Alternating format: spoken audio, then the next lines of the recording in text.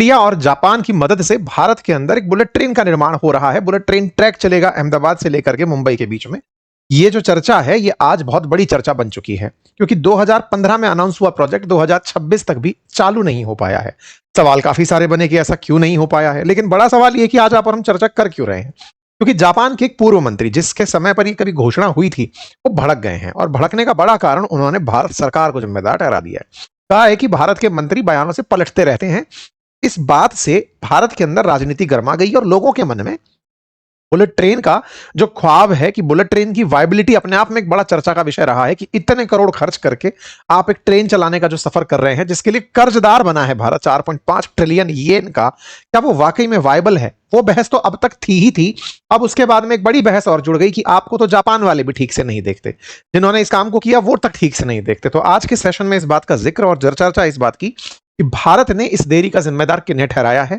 क्या वाकई में भारत जापान के संबंध इस बुलेट ट्रेन की वजह से खराब हो रहे हैं? क्या वाकई में भारत के लिए यह बहुत गलत सौदा साबित हो गया, क्योंकि इस काम के लिए भारत ने जापान से कर्जा तो लिया, लेकिन खुशी इस बात की मनाई कि हम कर्ज तो ले रहे हैं लेकिन ब्याज बहुत कम लगेगा। लेकिन कर्ज कर्ज होता है, आपको चुकाना तो पड़ेगा, और चुकाना जब पड़ेगा तो क्या भारत इतना कमा पाएगा जितना चुकाने के लिए हमारे सामने स्थितियां बन रही हैं? इसी वजह से अपोजिशन सरकार पर लगातार सवाल दागकर सवाल कर रहा है। विदेश मंत्रालय की तरफ से सफाई आ गई है। आज की वर्तमान स्थिति क्या है, कहां चल रही है बुलेट ट्रेन की तैयारी, कितना हो चुका है, क्या थी परेशानी, जापान के साथ भारत की क्या स्थिति, सारी बातें आज के इस सत्र में चर्चा करते हैं। सबसे पहले भारत के बुलेट ट्रेन प्रोजेक्ट की देरी की, जिसके चलते जापान के पूर्व न्याय मंत्री हिदेकी माकीहारा ने भारत पर गंभीर आरोप लगा दिए। उन्होंने कहा कि देरी की सबसे बड़ी वजह भारतीय मंत्री का रवैया रहा है। हालांकि इन्होंने मंत्री का नाम नहीं लिया, लेकिन जिस समय ये मंत्री थे, अश्विनी वैष्णव फिलहाल के लिए मंत्री हैं, और उनके ऊपर रेल मंत्री की जगह रेल मंत्री होने का अपोजिशन बहुत बार आरोप लगाता रहता है। इन्होंने कहा कि मैं खुद प्रोजेक्ट से जुड़ा रहा हूं, जापानी टीम ने पूरी मेहनत की, लेकिन उम्मीद के मुताबिक नतीजे नहीं मिले। भारतीय पक्ष ने वादे पूरे नहीं किए, समझौते से पीछे हट गए, अपने हिसाब से शर्तें बदलते रहे। इसी वजह से प्रोजेक्ट आगे नहीं बढ़ा। माकीहारा ने Mumbai Ahmedabad bullet train project को लेकर यह बात कहते हुए कहा कि प्रधानमंत्री नरेंद्र मोदी और जापान के पूर्व पीएम शिंजो आबे, जो अब जिंदा भी नहीं है, ने 14 सितंबर 2017 को इस प्रोजेक्ट का इनॉग्रेशन किया था। यह इनका ट्वीट है, जिसकी वजह से जबरदस्त भारत की राजनीति में लगभग उबाल आया हुआ है। इनके इस बयान में एक बात और थी, और वो ये कि हाल ही में जापान की प्रधानमंत्री तकाइची भारत की यात्रा पर थी 1 से 3 जुलाई 2026 के बीच में, तब भी इस पर कोई भी असर नहीं हुआ। दोनों देशों के बीच 129 समझौतों का ऐलान तो हुआ, लेकिन उसमें बुलेट ट्रेन की प्रोग्रेस को लेकर कोई भी बात आगे नहीं बनी। और तो और बुलेट ट्रेन के सबसे अहम सेफ्टी सिस्टम, जिसे सिग्नलिंग सिस्टम कहते हैं, उसमें जापान को शामिल ही नहीं किया जा रहा है, और यह पूरी तरह से भारत जिम्मेदार है इस काम की देरी के लिए। यह बात जैसे ही बयान में आई तो तकाइची की यात्रा, जिस पर हमने 3 जुलाई को डिटेल चर्चा की थी, वो सुर्खियों में आई। हमने इसमें डिटेल में चर्चा की थी आप लोगों के साथ। जिस बारे में चर्चा है वो चर्चा धीरे धीरे हेडलाइन बनती चली गई, तमाम अखबारों में छपी। जापान के अंदर बुलेट ट्रेन को शिंकानशेन कहा जाता है। जापान अपने इस तकनीक को, जिसमें 350 किलोमीटर प्रति घंटे की रफ्तार से चलने वाली ट्रेन दुनिया में चले और जापान अपनी तकनीकी बेचे, जापान इस प्रोजेक्ट को दुनिया के कई देशों में भेजता है। इंडोनेशिया के बाद भारत दूसरा देश बना है, और भारत इस तरह से जापानी तकनीकी लेकर के इस काम को करने में कहीं ना कहीं एक तरह से फाइनेंशियल बर्डन में तो है ही। बर्डन में तब तक के लिए कहा जा रहा है जब तक हम इससे कुछ कमाना शुरू ना कर दें, क्योंकि 2016 से बात शुरू हो रखी है, 2027 आने को हो रहा है। ऐसे में अब तक ये नहीं चालू हुआ है, तो आपका 50 साल का लोन का 10 साल ऑलरेडी जा चुका है। प्रोग्रेस के नाम पर ट्रेन अब तक नहीं है। 2027 की शुरुआत में कमिट किया जा रहा है कि इसका एक हिस्सा चालू हो जाएगा, तो वायबिलिटी ऑफ जो प्रोजेक्ट है वो कैसे निकाली जाएगी, बड़ी चर्चा बनी हुई है। इनके इस ट्वीट के साथ साथ कई काउंटर ट्वीट थे, और इसके ऊपर फिर भारत के अंदर भी राजनीति, अपोजिशन की तरफ से भी कहा गया कि वाह मोदी जी वाह, भारतीय पक्ष की घोर लापरवाही है, ये अपने वादे नहीं निभाते, परियोजना के प्रभारी मंत्री खराब थे, प्रभारी मंत्री रेल मंत्री हैं। कितने शर्म की बात है कि इतना महत्वपूर्ण जो प्रोजेक्ट है इसके अंदर गैर जिम्मेदाराना हरकत दिखाएगी। यह है बुलेट ट्रेन के ऊपर आरोप प्रत्यारोप। अब थोड़ा सा इतिहास जान लीजिए। 2014 के अंदर प्रधानमंत्री मोदी और जापानी पीएम शिंजो आबे ने एक समझौते की नींव रखी, और तय हुआ कि भारत अब जापान की मदद से बुलेट ट्रेन चलाएगा। बुलेट ट्रेन के अंदर दोनों के बीच एग्रीमेंट 2015 की दिसंबर में साइन हुआ। शर्तें कुछ इस प्रकार से तय हुई कि जापान भारत को 79,000 करोड़ ऑफर कर रहा है, और इस 79,000 करोड़ के ऊपर 15 साल तक कोई ब्याज नहीं लिया जाएगा, और 15 साल के बाद 0.1% ब्याज लिया जाएगा। मतलब यह है कि जापान तकनीकी भी बेचेगा, तकनीकी बेचकर पैसे अपने देश भी वापस ले जाएगा। हमको जो लोन दे रहा है, वो जो लोन है उसमें 0.1% दिखाकर हमें तो खुशी मिली, वास्तविकता में जो खर्चा है वो असल में जापान के इंजीनियर्स यहां आएंगे, 1000 से अधिक इंजीनियर्स काम करेंगे, भारत जापान से ट्रेन के ट्रैक लेगा या फिर मशीन लेगा, ट्रेन लेगा, तमाम चीजें एक प्रकार से कोऑर्डिनेटेड एफर्ट्स बनाया, बिल्कुल वैसे ही जैसे चाइना के द्वारा पाकिस्तान में सीपैक का निर्माण किया गया। तो जापान ने भारत के अंदर इस काम को करने के लिए बोले साहब मेक इन इंडिया के तहत हम इस काम को आपके साथ करवाना चाहते हैं। 508 किलोमीटर लंबा ट्रैक बनाने की बात हुई, जिसकी उस समय लागत 97,000 करोड़, 1 लाख करोड़ आसान भाषा में पकड़िए, इतनी तय हुई। जापान को तय करना था कि वो 79,000 करोड़ इसमें देगा, यानी प्रोजेक्ट लागत का 80%। अभी आगे बढ़े उससे पहले जान लो कि ऑलरेडी ये 2 लाख करोड़ का प्रोजेक्ट बन चुका है, यानी कि इस प्रोजेक्ट के देर होने से ऑलरेडी 2 लाख करोड़ का बजट तय हो चुका है, यानी कि ऑलरेडी डबल द प्राइस पर यह जा चुकी है। अब तक ट्रेन सामने नहीं आई है। ये कुछ एग्रीमेंट के अंदर शर्तें थी, दोनों के एमओयू थे, दोनों के बीच में साइनिंग सेरेमनी की तस्वीरें। इसी समय पर फिर मीडिया में खबर चलने लगी कि कहीं भारत इसकी वजह से कर्ज में तो नहीं चला जाएगा। इस तरह की बातें होने लगी कि भाई अल्टीमेटली 900 अरब 980 अरब रुपए का रेल प्रोजेक्ट लेने की क्या भारत की वाकई में जरूरत थी? इस तरह के सवाल उठने शुरू हुए। चर्चा हुई कि सब जापान तो आराम से वायबल तरीके से चला ही रहा है, जापान तो 1964 से यह काम कर रहा है, तो भारत को भी कर ही लेना चाहिए। ऐसा करते हुए 350 किलोमीटर प्रति घंटे की रफ्तार की ट्रेन को 12 स्टेशनों से होकर गुजारने की बात हुई। मुंबई से अहमदाबाद रूट तय हुआ, 505 किलोमीटर निर्माण की बात हुई। अनुमानित लागत लगभग 1 लाख करोड़। बनाने का समय तय हुआ कि हम 6 साल में बना देंगे, यानी 2023 में बनाकर तैयार कर देंगे। अब 2026 में भी सुन रहे हैं, 2027 तक भी इसका फर्स्ट पार्ट चालू हो जाए, इसमें भी डाउटफुल मामला चल रहा है। कुल मिलाकर इस प्रोजेक्ट पर खर्चे होने लगे।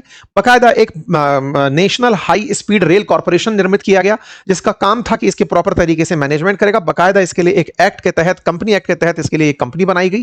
प्रोजेक्ट के अंदर 25,000 लोगों की जरूरत पड़ने की बात हुई। इसमें लोकोमोटिव ड्राइवर भी थे, गार्ड, स्टेशन स्टाफ, 4,000 लोग उस तरह के चाहिए थे। प्रोजेक्ट स्टार्ट करने से पहले जापान में 1,000 से ज्यादा इंजीनियरों, वर्क लीडर, टेक्नीशियंस को ट्रेनिंग दी जाएगी, यह तय किया गया। साबरमती के अंदर बड़ा डिपो बनाया जाएगा जिसमें इसकी मेंटेनेंस की जा सकेगी। 2 तरह की बुलेट ट्रेन की बात हुई, एक वो जो केवल 4 स्टेशन पर रुकेगी, मुंबई अहमदाबाद 2 घंटे में पहुंचाएगी, 2 घंटे 7 मिनट में, और एक एक्सप्रेस हाई स्पीड ट्रेन होगी जो 2 घंटे 58 मिनट यानी 3 घंटे के अंदर 12 स्टेशनों पर रुकती हुई मुंबई अहमदाबाद पहुंचेगी। क्या यह फायदे की बात थी? फायदे की बात इसलिए कही जा रही थी क्योंकि इस तरह से फ्लाइट से भी अगर किसी को मुंबई से अहमदाबाद जाना हो तो 1 घंटे से कम की फ्लाइट के लिए भी 2 घंटे पहले चेकिंग बोर्डिंग करनी पड़ती है, फिर भी आपको अल्टीमेटली ट्रैवल टाइम में समय लगता है। बोले ये उसको बचाएगी। बस और ट्रेन से, बस और हवाई जहाज से कम समय के अंदर ये पहुंचाती है। ऑलरेडी जो ट्रेन चलती हैं वो 6 घंटे का समय लेती हैं, तो बोले आधे समय में ये काम पूरा कर देगी। ठीक है साहब। इस पूरी ट्रेन के अंदर कुछ विशेषताएं भी होनी थी। इस ट्रैक के अंदर सबसे बड़ी विशेषता ये थी कि साहब ये 2 राज्यों के बीच में बन रही थी, गुजरात और महाराष्ट्र। यही विशेषता इनकी सबसे बड़ी चुनौती बनी, क्योंकि जो 150 किलोमीटर के अराउंड महाराष्ट्र में निर्मित होना था वही चैलेंजिंग भी रहा। इसमें 92% भाग जो है वो एलिवेटेड रहने वाला है, यानी कि जमीन से उठकर बनेगा। इस पूरे प्रोजेक्ट के अंदर 7 किलोमीटर का हिस्सा ऐसा है जो समुद्र के अंदर से गुजरेगा, 25 किलोमीटर रूट सुरंग से होकर गुजरेगी, 13 किलोमीटर हिस्सा जमीन पर रहेगा। बुलेट ट्रेन 70 हाईवे 21 नदियों को पार करते हुए जाएगी। ऐसा करते हुए 173 बड़े और 201 छोटे ब्रिज बनेंगे। शुरुआत में 10 कोच वाली 35 बुलेट ट्रेनों से शुरुआत होगी, जो ट्रेन रोजाना 70 फेरे लगाएंगी। एक बुलेट ट्रेन में 750 लोग बैठेंगे। बाद में 1200 लोगों के लिए 16 कोच वाली बुलेट ट्रेन आएंगी और 2050 तक ट्रेनों की संख्या बढ़कर 105 करने का प्लान किया गया। यह था पूरा की पूरा प्लान। अधिकतम स्पीड ट्रेन की रहने वाली है 320 किलोमीटर प्रति घंटा। इस प्रकार से यह ट्रेन चलते हुए निकलेगी साहब। तुलना अगर की जाए तो हाई स्पीड ट्रेन 2 घंटे 7 मिनट का सफर करेगी, तो ये प्लेन से कम समय में पहुंचाएगी, क्योंकि प्लेन 1 घंटा 15 मिनट उड़ने का समय लेता है, 2 घंटे आपको एयरपोर्ट में चेक इन और चेकआउट के समय का जो समय लगता है उसके बीच का समय लगता है। तो तुलनात्मक रूप से समय बचाएगी। बोले ये आइडिया है। तय हुआ कि शुरुआत में रोज 17,900 पैसेंजर सफर करेंगे और 2053 तक लगभग 92,000 यात्री सफर कर पाएंगे। अलग अलग प्रकार की इसके अंदर खासियतें बताई गई कि ऐसे ऐसे डब्बे होंगे जिसमें कहीं 2x3 की सीट्स होंगी, कहीं 2x1x2 की होंगी, कहीं 2x2 की होंगी। यह आइडिया दिया गया। इस आइडिया के साथ बुलेट ट्रेन का इनॉग्रेशन होता है साहब। 2017 में दोनों देश मिलकर के तय करते हैं कि चलो काम शुरू करते हैं। दोनों के देशों के प्रधानमंत्रियों की यात्रा होती है।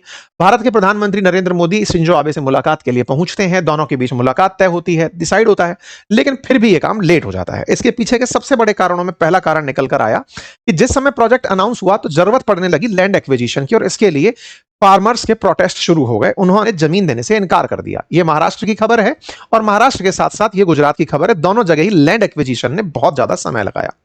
इसके बाद यह समय बीतता गया। 2017 के बाद में समय बीता, 2019 एंड आया और कोविड आ गया।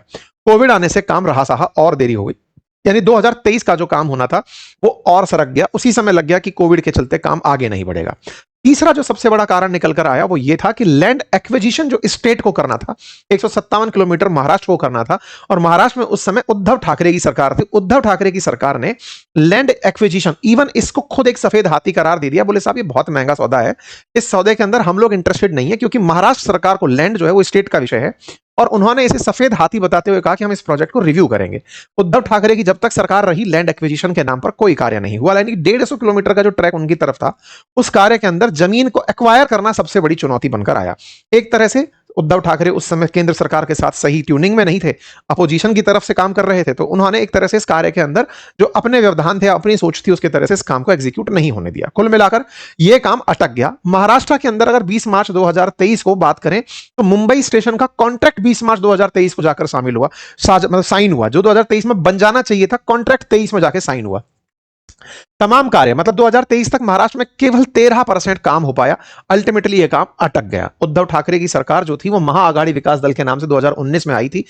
2022 में जाकर जब शिंदे की सरकार आई तो थोड़ा राजनीतिक उठापटक रहे। 2022 से 23 के बीच में जो कार्य हुआ वो आपके सामने अपडेटेड रहा। कुल मिलाकर तमाम प्रकार की चुनौतियों का सामना करते हुए प्रोजेक्ट लेट हो गया। फिर धीरे धीरे प्रोजेक्ट ने गति पकड़ी। 2023 से अश्विनी वैष्णव जी ने फिर अपनी तरफ से तस्वीरें डालना शुरू किया कि साहब देखिए कुछ इस प्रकार के काम चल रहे हैं। अब अपडेट यह है कि इस काम के अंदर लगभग 2027 के अंदर इसका एक बड़े हिस्से को संचालित भी करना शुरू कर दिया जाएगा। ये कुछ तस्वीरें काम की हैं जिसके अंदर दिखाया जा रहा है कि कैसे कैसे काम चल रहा है, किस गति से काम चल रहा है। जापान की तरफ से ट्रेन्स हमको दी जाएंगी, इसका अपडेट है। कुछ विजुअल्स हैं जिसके माध्यम से आप ट्रैक को नोटिस कर सकते हैं। अश्विनी वैष्णव जी हर दिन अब अपडेट दे रहे हैं कि साहब देखिए बांद्रा कुर्ला कॉम्प्लेक्स काम का अंडरग्राउंड काम चल रहा है, उसकी तस्वीरें हैं। एक्सकवेशन का काम 75% पूरा हो चुका है, 100% सेकंड पिलिंग डन हो चुकी है, 2.7 lakh cubic metre concrete work complete हो चुका है। इस तरह की चीजें यहां पर निकलकर आना शुरू हुई। प्राइम मिनिस्टर नरेंद्र मोदी शेंडाई पहुंचते हैं और वहां जाकर के फिर शिंजो आबे से, जिस समय जब गए थे शिंगेरू शिबा से इनकी मुलाकात होती है, शिंजो आबे तब नहीं थे, अगस्त 30 2025 की बात है। तो प्रधानमंत्री वहां पहुंचते हैं, आप भी बुलेट ट्रेन देखते हैं, वहां पर प्रोग्रेस देखते हैं। लगातार अपडेट में जनवरी 2026 के अंदर अपडेट आता है कि बुलेट ट्रेन प्रोजेक्ट गति पकड़ रहा है और धीरे धीरे मुंबई अहमदाबाद प्रोजेक्ट आगे बढ़ेगा। इसमें टनल्स का रोल बड़ा, तो ऐसे टनल्स में पालगढ़ की टनल्स फरवरी 2026 के अंदर बनकर तैयार हुई, उसकी तस्वीरें सबके सामने आई। ऐसे ही मुंबई अहमदाबाद जो बुलेट ट्रेन का प्रोजेक्ट है, इस प्रोजेक्ट के अंदर यह जानकारी निकल कर आई कि जापान के प्रतिनिधि आकर चेक करने पहुंचे, उनके सामने इसका प्रेजेंटेशन प्रॉपर तरीके से हुआ।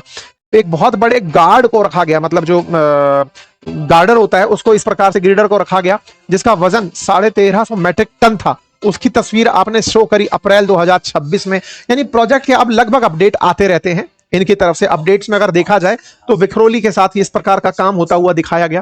कुल मिलाकर के अब जब जानकारी बाहर आती है कि ट्रेन कुछ इस प्रकार से दिखेगी, मई 2026 में एक तस्वीर निकलकर बाहर आई और तय हुआ कि मुंबई के अंदर एडवांस प्रोजेक्ट अब तेजी से चल रहा है और जल्दी ही इस काम को पूरा कर दिया जाएगा। जुलाई 11 को अपडेट निकलकर आता है कि मुंबई अहमदाबाद जो हाई स्पीड रेल रोड है, इसमें सूरत और बिलीमोरा के बीच वाला जो पैच है, इसको 2027 के अंदर शुरू कर दिया जाएगा।